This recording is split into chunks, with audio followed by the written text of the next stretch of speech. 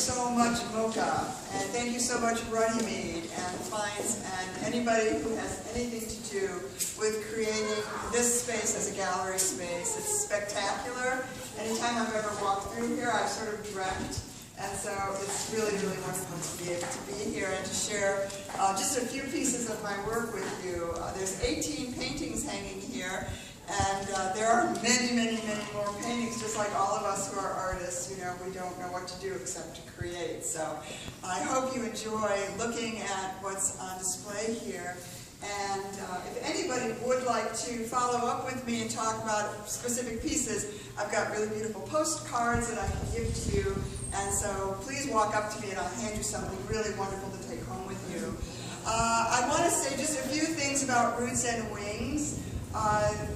You know, there's an adage that if we give a child strong roots, and then when we know it, we'll know when it's time to give them wings.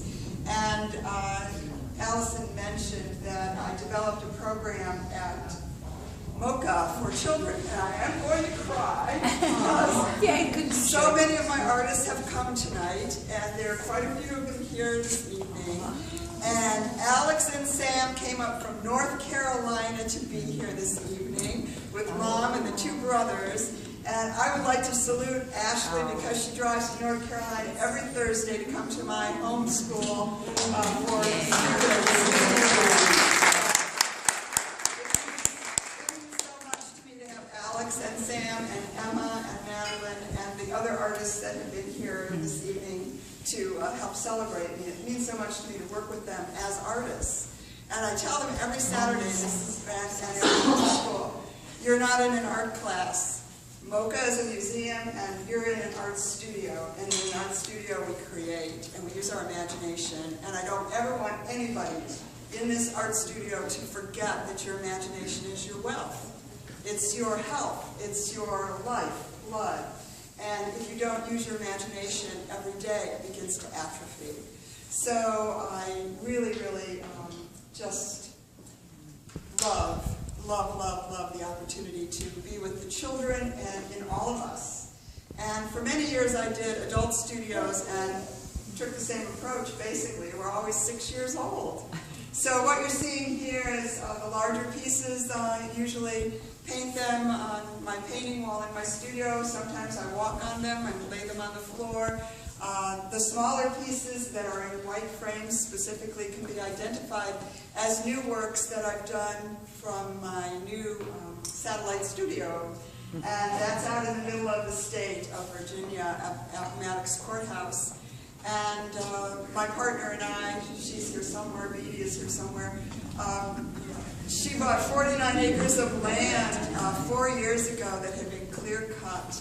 And it's been a real educational process for the two of us because we are tree lovers, we're nature lovers. We have a big, beautiful acre here in Virginia Beach that's all forested.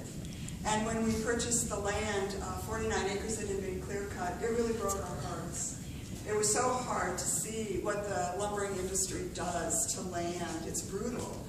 And yet, she had a vision, and a vision comes from our imagination, you know? She just could imagine something happening there. And together we had often talked about having a free tree farm. Anybody want a tree? Talk to me. We are so rich in trees. So what I learned about clear cutting has, I think, a strong metaphoric quality for what happens to all of us in life at some point. We get chopped down by something, some event, some experience, some circumstance cuts us down.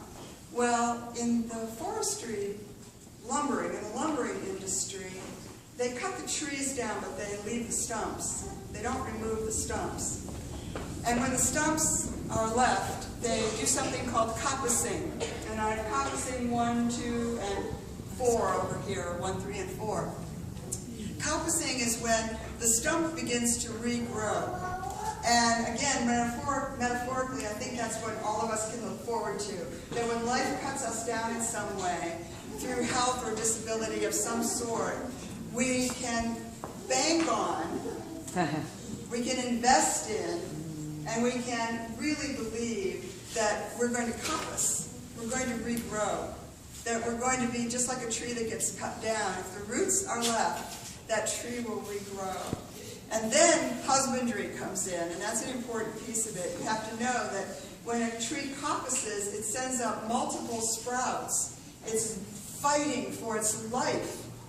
It doesn't know how to die because the roots are still under the ground, so it's fighting for its life. So it sends out multiple saplings, and you have to know how to selectively cut one or two of the many so that they grow strong and create the next forest.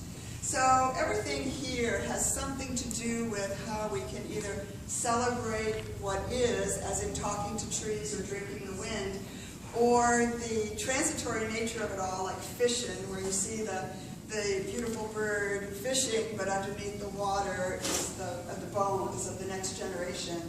All of my work has to do with the quality of being able to bounce back from trauma and drama and what life throws at us, and to kind of rebirth ourselves and regroup and regrow from the roots on up and then fly.